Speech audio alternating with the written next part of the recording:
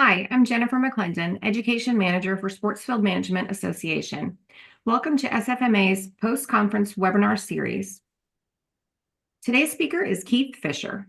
Keith has over 25 years of sportsfield management experience with professional and minor league baseball teams, including the New York Yankees, Jersey Shore Blue Claws, and Atlantic City Surf, including 3 different public schools. He won the 2020 and 2022 SFMA Schools and Parks Baseball Field of the Year. He is also a continuing education speaker with Rutgers University. Keith will be presenting baseball and softball pitcher's mound and batter's box construction. Keith? Thank you. So just to piggyback off of what Jennifer said, I'm presenting pitcher's mound and batter's box construction. We can use this basically at any level that we're at. I have a unique experience background between going from the professional level to the minor league level to the high school level. The only level that I really didn't stick at was the college level, but I did rebuild a mound for Rutgers University before they went all completely turf on the place. So I'm just going to show a lot of pictures, visual. This is something that really should be done with people on an actual mound, but you can get the gist of what we're trying to get accomplished, through this webinar. So just to show you a little bit where the fields I've done, what they've looked like, what style they are. But the one thing they all have in common, whether it's a different design or anything like that, is the mound. Game starts at the mound. 100% of the game is at the mound and the batter's box. A lot of people say that 70% of the game is played on the dirt, which includes the mound, but 100% of the game is on the mound and home plate. So that's one of the first places I worked at was the Atlantic City Surf. I started back in 1999. The team started in 98. It's no longer in existence. The stadium's still there, but it's no longer in existence. The team folded back in 2009. So after I left the Atlantic City Surf, I went to the Lakewood Blue Claws. They're the low class A affiliate of the Philadelphia Phillies. The first game that we ever had at that stadium, we got to about 5 innings. Well, we got about 4 innings and it rained out. It was opening night of the first game ever for that team, and it got rained out. So we wound up playing 2 7-inning games the next night. The second game of the night was a 7-inning no-hitter on the field, which I kept the dirt from. It's silly, but I try to keep dirt from any milestone that I've been a part of. Then I left the Blue Claws, went back to Atlantic City, then did some commercial landscaping in the middle. Then I worked for the New York Yankees, and really kind of enhanced what I already knew, but got better, especially the attention to detail on the game mounds and home plates and things like that. The detail for that was unbelievable compared to what I was used to in the past. So got to had to relearn, kind of direct what I was already doing. And then I left the New York Yankees to be closer to home. I did the Yankees for a year, Jeter's last season. Kept dirt from the batter's box. So, but I went to the school here. It was local, close to my town. I have 2 young kids, so we were able to do that. Stay back there. Then I went to work for a team or a school up North Jersey, and then this is the school I'm currently at, where Al Leiter donated money to renovate the field back in 2021. We still had to do a lot of work after the renovation, but it was a great head start for us. We have 3 former major leaguers that went to the school: Jeff Musselman, who went to the majors, Al Leiter, Mark Leiter. Kurt Leiter, they're all brothers. Kurt Leiter's son currently pitches for the Florida State Seminoles, who pitched in here in the 21 season. So the pitching mound, the pitching side of everything was very under a microscope when I built this field, or when I built the mound for this field. So pitcher's mound, batter's box construction. So when I look at a mound, to me that's perfection. Like that is unbelievable. I still try to attain that style of mound, the how pristine the corners are, the slope on the back, the sides. You know, that is just to me that is beautiful. I don't know any which way to put it. So that's what we try. That's what I try to achieve when I rebuild a mound. So most municipalities, most high schools, not all, but some will have this type of pitching rubber or this type of mound or a little league. Um, I I get frustrated when I see this because it is a mounds are they're always being played on, and so they should be the most durable, and they're relatively easy to maintain if you just do the right steps to start it. Um, a lot of people talk about elbow issues for their kids, or and it's overuse. I buy into that, but I also buy into where these kids are pitching all winter on these constructed mounds that never have any holes in them. And then when we go out to their first game and an improper mound it's got a hole in it and it shifts like the arm slot, and all of a sudden now you're changing your arm slot to throw a strike because 10 pitches in, you got a deep hole because all there is sand in there. I believe that there's got to be something to that. I don't know if that's quantifiable, but I definitely think that if you're pitching on these constructed mounds inside all winter, and then you drop, you're gonna change. There's no, you have to.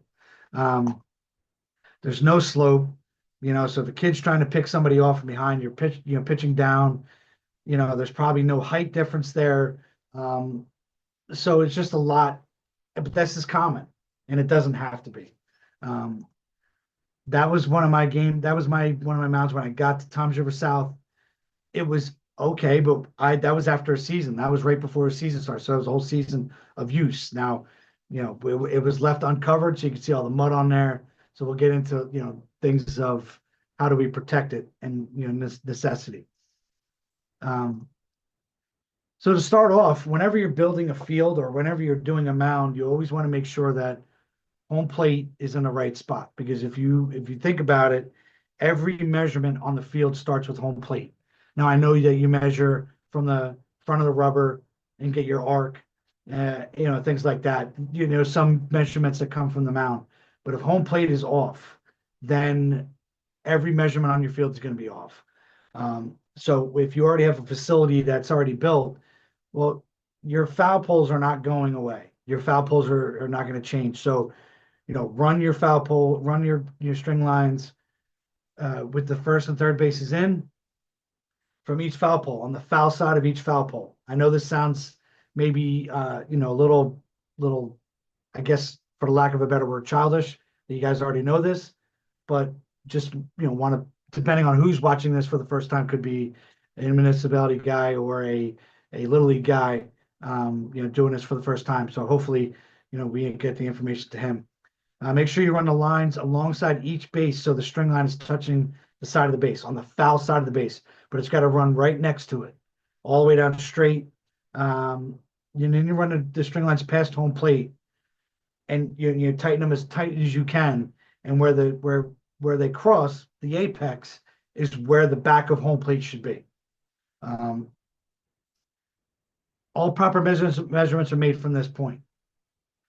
So this is kind of a weird picture because you get on top of it, you can't really see, but you can kind of see where it points right there.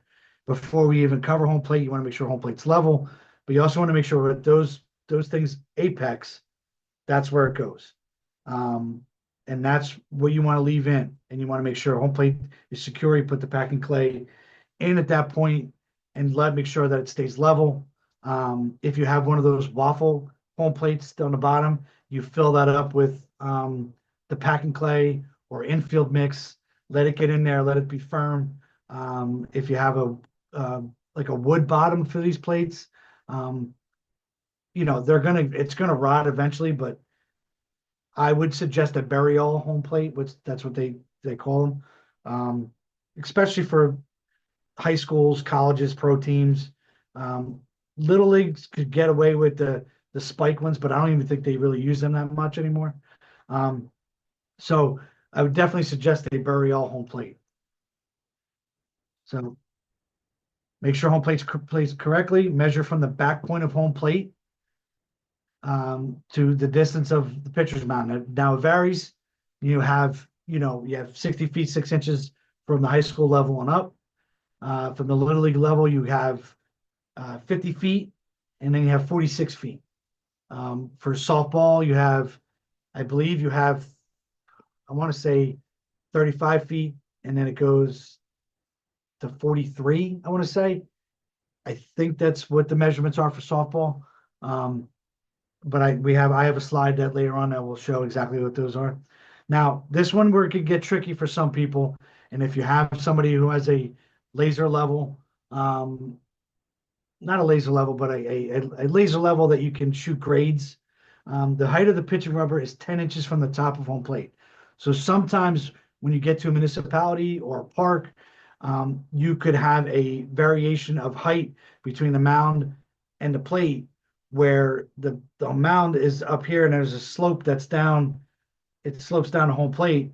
So your mound is going to be flat because of that height difference from the slope to home plate, or vice versa, where you could have the plate be high and the slope of the field could be back. Next thing you know, your pitcher's mound is extremely high, but it's all based on the plate, not the based of where the grass lies. So you have to be careful when you're shooting those grades. I go from old school where I run a string line from the back of home plate all the way through to second base, and that'll give you the center of your pitching rubber also. So, but then you run a line level on it, and that'll kind of tell you where your height is. But that is an important step to understand that your pitcher mound might be flat, but it all depends on where the height of the home plate is.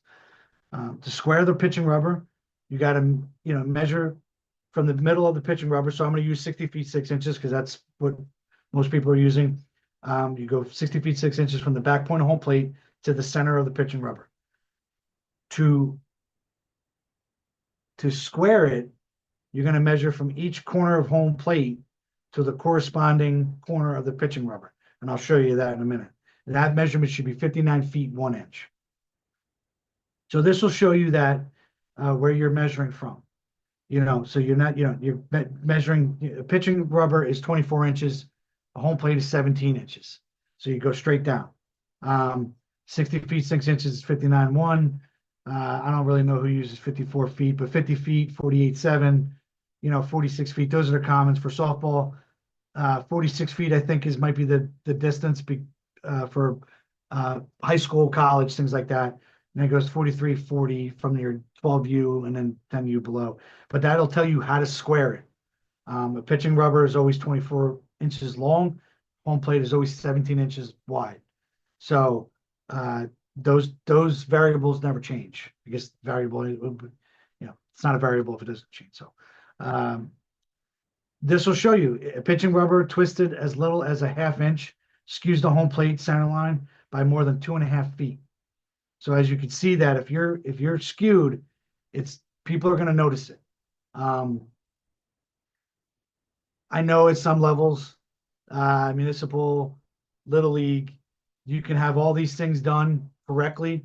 I suggest taking pictures. I take pictures of everything, as you'll see, because you're going to get somebody who's going to be like, that's not right. That's not square. Where like the backstop might not be square. In theory, you should have a center pole right behind the center of home plate, and everything should look square behind it. It's not the case all the time. It's really not. Builders are not always, architects or things that are not always in line with building a field. So take pictures, show, hey, it's square. That's just throwing it off. But if you don't do the previous steps by squaring home plate and the mound, it's going to be off and it's going to look off right from the start. There's the measurement for 10 inches above home plate. There's 60 feet 6 inches right there to the center. 59.1. So you're all, it's all right there. Um, these are another slide with all the measurements, um, the height, gradual slope. There's a bunch of numbers thrown around there, and I'll get into a lot of that. That's all level, and you got to go out 12 inches. You basically, if you look at that, you got your table. That's your table right there. You're gonna go, you're gonna go at 6 inches in front because your pitching rubber is 12 inches. So there's your 6 inches. So you get your 6 inches and your 12, and there's your 18 inches out front.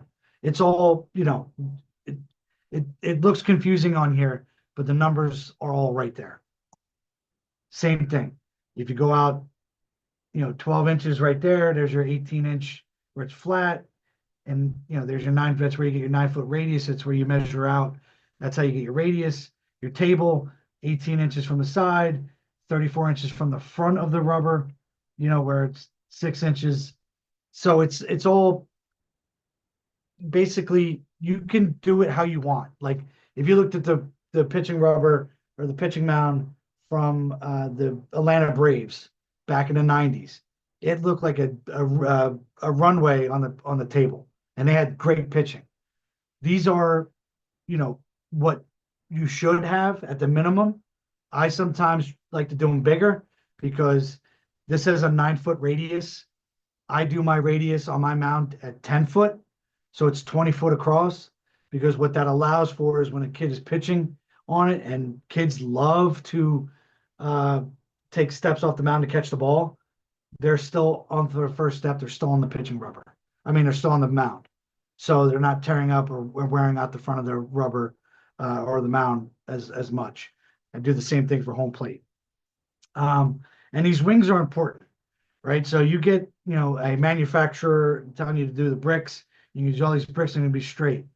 Well, when you get to the upper levels, pro levels, major league, independent ball, low class A, when they throw, their follow through leg always lands on the wing.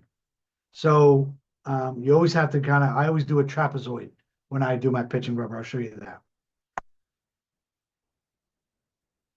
So cut out a trapezoid from around the pitching rubber to the landing areas to about 3 to 4 inch depth. Once the dirt is removed, lightly wet the areas. Place the bags of packing clay in the areas and dump out the clay. Step on the clay to start the process. Now, back when we started incorporating clay, I mean, I know that just sounded old but I do have it where, when I first got started, there was really, packing clay was not really well known, at least at my level, at the independent baseball level. When I got to low class A, that's when I really got adhered to, packing clay or gumbo. And then as we were doing that, there was really a push to put in the bricks. I like the bricks. I'm not opposed to them, but I think when you get to a high school municipality level, you are kind of wasting your money on buying the bricks, because you have to buy the bags as well. Because if you ever put in pavers, you have to lay the pavers down. Then you have to do this. Then you have to do like the sand, the paver sand. Well, you have to do the same thing with the clay. You have to put in the clay base, and you have to be so precise underneath. It's a whole extra layer. You have to be so precise underneath to make sure that they're level, to make sure that your slope is level.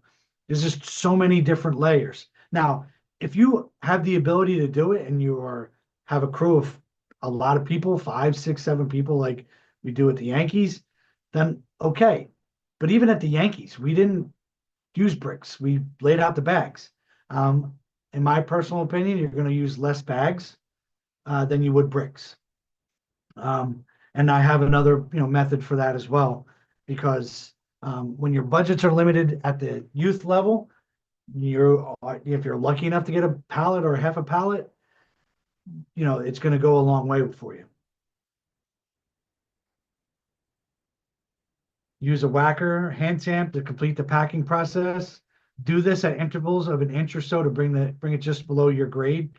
Top with infill mix, no more than a ½ inch. Add conditioner to cover the mount. That's just a very basic, and I have pictures, so reading that's not going to do you justice other than what you're going to see. Now you should have a four-sided pitching rubber. I suggest you could put clay in that infield mix, or you can concrete it. We did it at the Yankee Stadium. We've concreted them in. Um, some pitching rubber companies have a steel insert tube. Some have a rubber inside insert tube. Some have a PVC insert tube.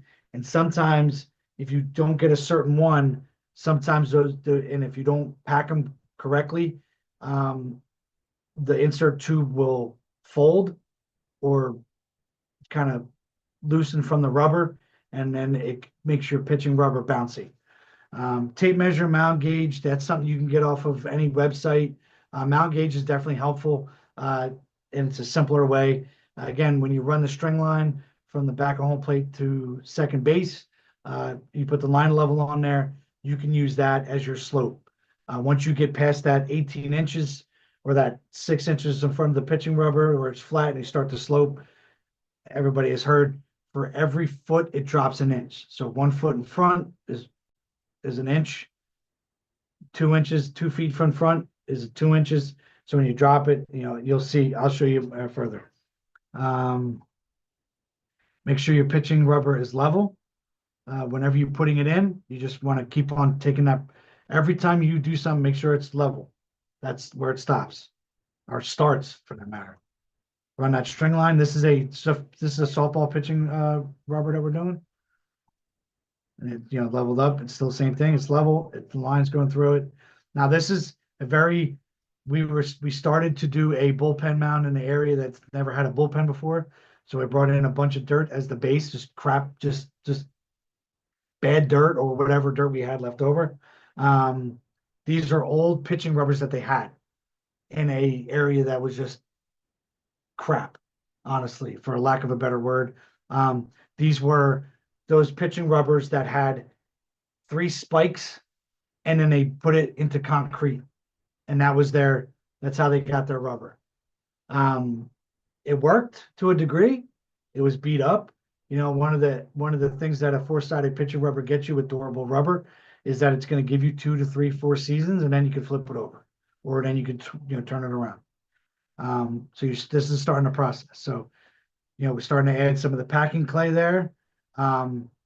There is different levels of packing clay. There is different vendors that provide different levels of packing clay. Where this one's more of a powder, not the gumbo that you should have. Gumbo is the best one you can get. It compacts better. It stays harder longer for you. This breaks up a little bit, but as a base, it's not bad because it's less costly than the gumbo one.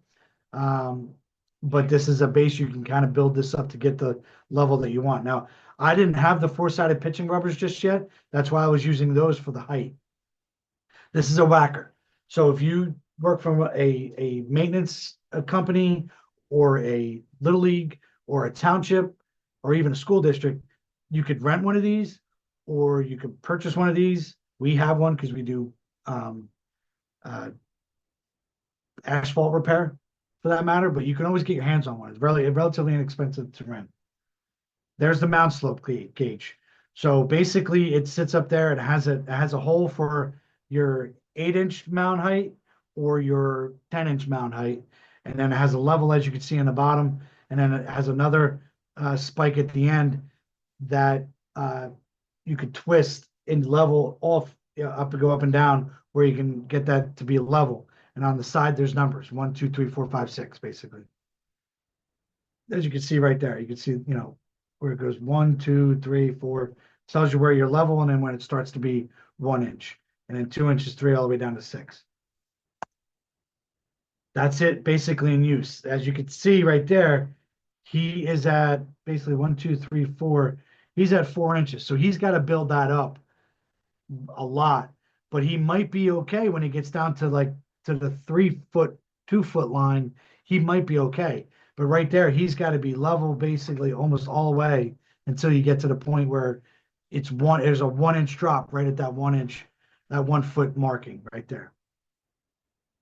Again, I showed this picture because this is a little league field. That's a pretty well done job right there. But again, you still have to add the bags. You still have to add the bags there, and then you have to have access to water. And if you don't have access to water when you're doing this, a backpack sprayer works really, really well. A couple of power tool companies have really good electronic backpack sprayers that you could just stand there and just hose down. Or if you have one of those, if you're lucky enough to have one of those big 55-gallon drums that you could put on back of your cart, fill that up a little bit and just use gravity with the hose. You can be creative, you can get access to water. It's just basically how bad do you want it. I'm lucky enough that I have access to water on my field, but I do sometimes use a backpack sprayer because I don't want to lug out a 100-foot hose that I use to water down my field to do my mound work. So I do use a backpack sprayer for my work. But again, I'm not opposed to this. It's just that you have to take a lot of extra steps to get it to work properly instead of just using the bags. Now that's the gumbo clay there that we put on top as your finish layer. As you can tell, it's pretty dry. You have to work this a lot. You have to wet it a lot. You have to let it sit. You have to work at this too. Don't get me wrong, but you're going to use a lot less. I believe a lot less in the end than you will with the bricks. I think you're going to save yourself some money and time for that matter by utilizing this. Now, I have other pictures, but this is when I compacted that, this is the finish layer with the mound clay, with the infield mix. And it's just kind of going through the steps, but I do have other pictures going. Apply packing clay to areas. Now, this is after a game or after a practice for that matter. Like when we did a game at Yankee Stadium, our batters boxes were covered on home plate, were covered with mats. Our pitcher's mound was covered, but they went into the bullpen and pitched, home and visitors. We would go in after BP and fix their mounds and home plate. So when they started the game, it was perfect. So these steps here, and I'm going to show you more again with pictures, but this is more of what you should do after a game. Apply packing clay to the areas where the holes are. Hand tamp packing clay. Push back all loose conditioners. So that's actually, I'm sorry, that's actually in a backwards a little bit. So you want to, when your game's over, you want to get a lot of the debris that's out of those holes. You might have some conditioner in it. You want to make sure it's clean. You want to make sure it's pushed away. And then you want to put the packing clay in those areas because that's where it's going to be nice. It's going to let you know where the holes are, basically. So apply the packing clay to the areas where the holes are, hand sand packing clay, push back all loose conditioner or dirt, smooth with rake, water, mound, and cover. That's initially after a game because you just want to get it covered, done for that day. At least at the high school level, or if you're at the college level, you could do that as well. It's all about preparing yourself for the next day if you want to do that. Next day you can come in and just leave it open, and then there's other steps you got to take.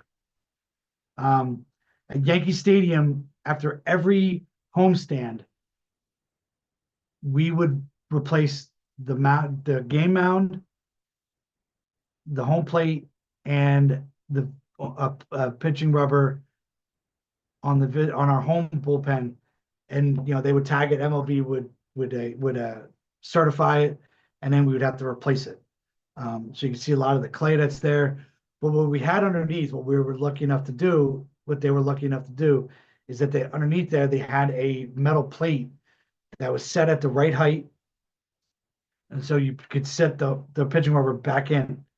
As long as you didn't disrupt the metal plate with the tabs, you could just take the old one out and put the new one in. Same thing on home plate. And this way, you didn't have to worry about remeasuring, doing all that other stuff. It was able to just set back in. When I got to Yankee Stadium, it was right after Jorge Posada's year. And so we had Brian McCann was our catcher that year. And Jorge Posada liked to have a mat at home plate in the bullpen. and a mat is about 1 or 2 inches thick, so that changes the height of the pitching rubber.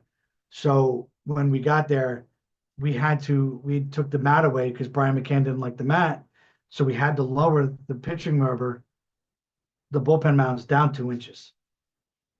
So that was where a lot of this work came into.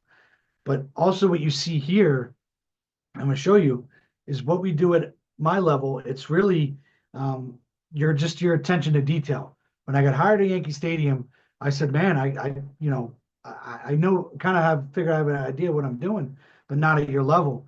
And Dan Cunningham, that groundskeeper, said, look, the basic maintenance practices from little league to professional were all the same. It's just your attention to detail. And it's true. I utilized my tools here at my school. Now, this isn't the only field. I have 96 acres that I got to maintain. I have, I have I have a varsity baseball field, varsity softball field, and two sub-varsity baseball and softball fields. In the spring, I have 1, 2, 3 lacrosse fields I got to maintain, and we do have an artificial turf football field, which is helpful. But I definitely this isn't the only field that I maintain. I have a group of 4 guys that we do this. We just have a good passion and a good group to do a good job here, and the school district is very excellent at getting us the materials that we need and prefer, and that's just communication. And I've proved that we can get the job done with what they've given me. So I'm able to kind of keep that line of materials coming. And I think that's part of a lot of this and getting it done is communication with the people who really pay the bills. We are a school district, so having people play on our field that go to the school and have the parents come and who are taxpayers, that's definitely helpful. I think what gets lost in the way sometimes is when you're dealing with a town is that they think we got to do it for every field. And I think that's true, but I think what you also need is to pick a field that is your most high profile field that has that get the most eyes on it, and really make that one your field, and really get that one to step up and do these projects on and get them done and get people to understand that, look, with a little bit of care, a little bit of time, we can make a really good field stand out. That's at the end after maintaining it. This is right after a BP, and getting it done ready for a game. That's fixing it, getting it back ready to go. That's a lot of the debris stuff at the end. That's us raking it back and wetting it down. Again, that's Yankee Stadium. I'm not expecting people to be able to do that. I can barely do that on my field that I have behind me. But again, it can be achieved. See, and that's the field I have right there. If you go back to the original picture of that, it looks similar. Right there, it's just how you're getting that slope, everything. Now the slope and the arc of that in the back is a little bit big because we're going from the fence line and just stayed all the way true to the back of the fence. That's with some debris on there at the end. And then that's with I got the whacker, I got the shovel, I got some conditioner on it.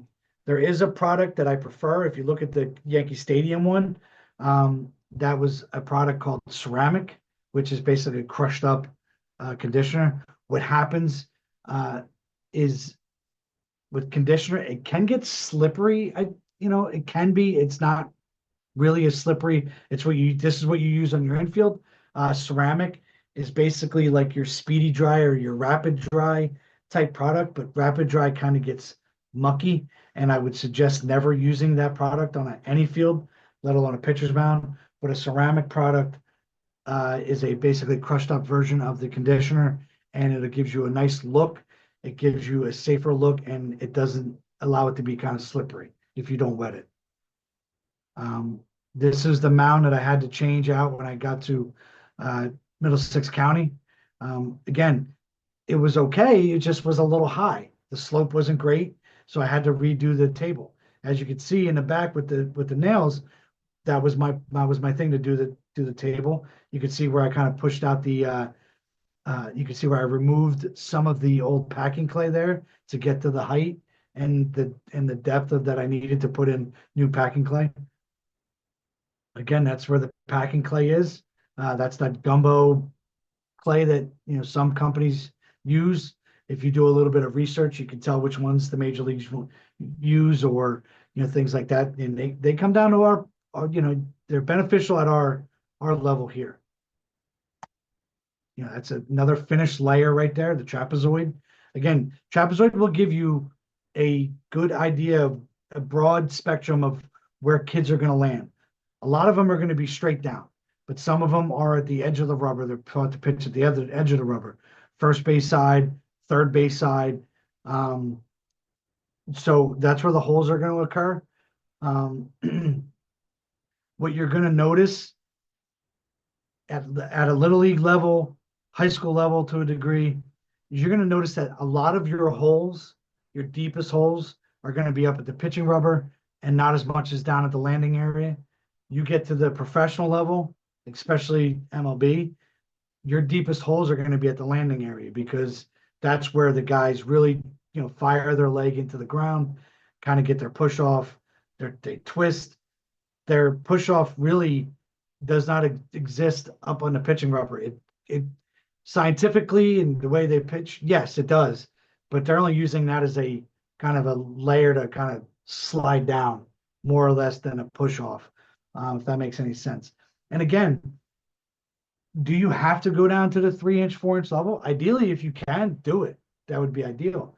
But if your budget is limited, give it a layer of this, and then allow the team to pitch on it once, twice, 3 times, and then you can add clay to those areas, and then you can get to that 2 to 3-inch, 4-inch depth in the areas that need it most, instead of trying to get to the 4-inch depth everywhere. Because if you're only given 10 bags, 10 bags can last you a season, but you can't, 10 bags will cover that if you do it at 4 inches. So it really is, if you ideally can do 4 inches, I would. If not, then just kind of do a layer, kind of get it going. And then, when you pack the mound after every game, that'll give you your 2, 3, 4-inch level in those most important areas. Again, finish with the conditioner. Again, that's what a mound should look like when you're done. Again, at the high school level, that was the first place I was at. Again, we were just kind of getting the shape of the pitching rubber, got the table. Let's see, my table is really big there. We got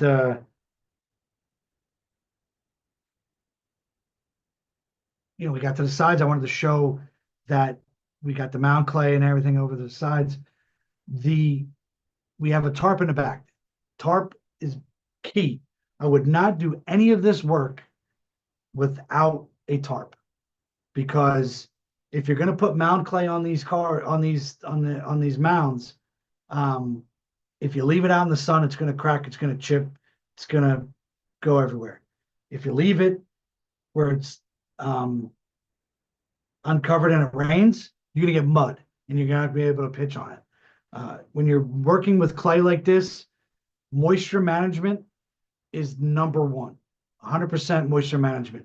Watering it before and after a game, before the game, knowing how much water to put on it so it's not slick, things like that. It is a battle.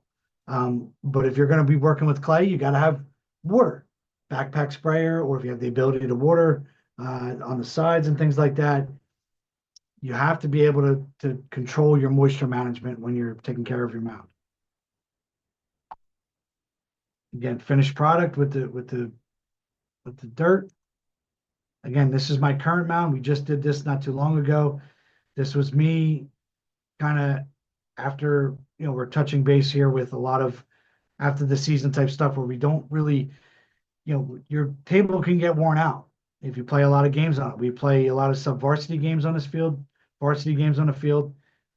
It should last. Sometimes it does, sometimes it doesn't. You got practices being done on it. It's going to wear out, so you're going to have to rebuild it.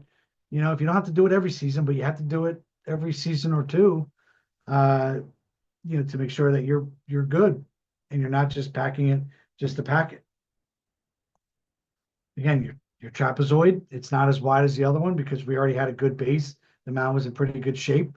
Um, again, that product up there is the ceramic that I have access to here, which I'm very, very lucky that we have a sales rep that we can get that from. It just, for me, aesthetically, it looks better. Safety wise, it performs better. But again, this is something that, we got down, we leveled off, we got the perfect slope going. It went to the sides, we got it really nice and deep. That's the pitching rubber at Yankee Stadium before a game. We that's you want to talking about moisture management. That's it right there in a nutshell. You let that, get wet, let Mother Nature get that. I mean, this is a June or July day where it is steaming, but you let it, you let that area get wet, let that soak in there, and then you cover it. Again, there you go. You're covering it back up, ceramic. Um, again, that mound looks beautiful. Got the nice slope, yeah, sides. It was great. It's perfect. It's perfect mound. Again, it's not, you can't really see it on my level. I didn't get it out on the ground, but you could tell it was still a little wet. Still got to let a little debris there, but it's the same thing. Yankee Stadium, high school level, it's easily done. I had me and my three guys, we did it one day, right in October when we had a semi decent day down. Doesn't take that long to do the job right. Tarp again, wouldn't do it without a tarp. That was a custom made tarp because of that size of the pitching rubber. Again, I am lucky enough that I have a district that supports what we do, and really kind of buys into my vision of what we need. But those are things that booster clubs can get a part of. Communicate with little leagues, communicate with your booster clubs, communicate and say, hey, look, if you're going to invest, I will say this: nothing is more frustrating than going to a little league field that has a scoreboard that doesn't work or is never used, and they're putting in a brand new scoreboard, and you have a mound that's horrible or a field that's horrible when you could be investing in that. And most of the time, people are going to be doing game changer anyway. So it's a very, very frustrating thing with the way some of these little leagues or these municipalities operate when they do stuff like that. That's my son, about 5 or 6 years old, helping out. Just try to utilize wherever I can. He's the reason why I don't want to put it on him. He's the biggest reason why I left Yankee Stadium. He was having a tough time me being his way, and now I get to spend time with him. And currently, he's a freshman at the high school that I'm at, and he's gonna be pitching on a mound that I built. So pretty cool when you think about it, sacrifices you make for your family. And now we get to kind of do something special like that. Batter's box construction, I'm just going to kind of breeze through this a little bit because it's similar to the pitching rubber. Pitching rubber is more important, but there's a lot more detail in it. Again, that's my home plate when I first got to the school. We didn't have bleachers back there. If you see the picture behind me, I don't know if you can make out the bleachers. I don't think you can. But that was prior to that. That was just kind of left, kind of uncovered a little bit and wet. The leaves getting in there. It's just, you have to tarp it. You have to keep it covered. Same thing with a mound, with a pitching mound. Home plate's got to be level. Your batter's box area has got to be level all the way around. Measure the batter's box area, 4 feet wide by 6 feet long. Catches area is 8 feet from the back point of home plate and is 43 inches wide. Cut out these areas to 3 to 4 inch depth, including around home plate. Once the dirt is removed, lightly wet the areas. Place the bags of packing clay in these areas and dump out the clay. Again, if you have the ability to put 3 to 4 inches in, perfect. If not, make it to where people are going to be in the batter's box, catcher's area, and then you go from there. Step on the clay to start the packing process. Use a whacker to hand tamper to complete the packing process. Do this in intervals of an inch or so to bring to just below your grade. Top an Infamix, no more than a ½ inch head conditioner. Again, here's your measurements. There's your batter's box. If you look on the right-hand side there, the wear areas are your highest profile wear areas. You could do the entire batter's box. That's fine. If you have the ability to do it, do it. It's only going to be better for you in the future. But if you're limited in your funds and your areas, then just do those specific areas because that's going to be your biggest wear. Same thing. If you're doing a batter's box with the bricks, that's what it's going to show you, and those are your biggest wear areas. Um, Again, showing you that just because there is people who still want to do it. I don't prefer it, but because you got to be so precise underneath. Again, batter's box. Again, that line is a little deceiving because if I was up over top of it, the right hand one would be perfect. But again, you get the idea. Level. Again, level again. That's a home plate for Yankee Stadium. And you can see kind of right where our packing clay is, that whole area right there. It's kind of a horseshoe if you look at it, or like a kind of a half a circle. Um, and that's where it's worn out the most. And that's us replacing a home plate. Now we'll wet all this and smooth it all out. That's what's beautiful about this packing clay is we can wet all this, smooth it all out, and then we're good to go. When I built bullpens, that's how you kind of put the home plates in across the way. You get your distances set where your pitching rubber is. You kind of have to almost like work backwards a little bit when you lay your pitching rubbers. You lay your mound, then you lay your pitching rubbers, and you kind of like can shift it from there. Again, that's where we're talking about after a game. Fan rake will blow all your edges, push away all loose dirt from the left and right hand batter's box, blow or broom away these areas so they're clean. Lightly water both batter's boxes and catcher's areas. Cut up, slice areas where there are holes. Apply packing clay to those areas where the holes are. Hand tap packing clay level with home plate. Push back all loose dirt and conditioner with your rake. Drag home plate and base pass, wet home plate and cover. Again, that's after a game. Couple of where areas, left-hand batter's box. I could basically go without throughout a whole season and not really touch the left-hand batter's box at the high school level. Then just finishing up, breaking up, things like that. Again, that's right before a game. Those are your, if you needed to paint the batter's box to know where your wear areas are at, you could do that. I have the ability to water, so I'm able to do that and add. I'm not saying you have to do all that, but that's just an example of what we do at this level. Again, the basic principles of groundskeeping is no different from the Little League to the major leagues. What sets us apart is your attention to detail. So at that point, I think we're pretty good on time. If we have any questions or comments, like I said, moisture management is your number one key. You want to make sure if you're going to do a project where you're going to build your mound, you definitely need to make sure you have the ability to cover it. You use a conditioner if you can. Ceramic would be better, or I wouldn't say a drying agent, but a ceramic agent that people can use. Definitely, I prefer the bags of clay compared to the bricks. I think you're going to use less. And I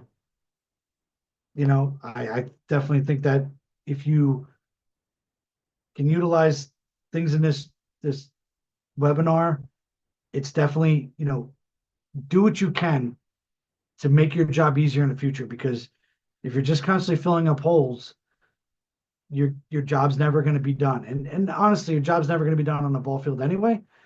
It never is. There's always something to be done. But if you can reduce the amount of work that needs to be done at the home plate and the mound, because that's where 100% of the game is, then that's a win. So if there's not any questions, I think we're pretty good. Thanks, Keith. That was great. Really appreciate your time.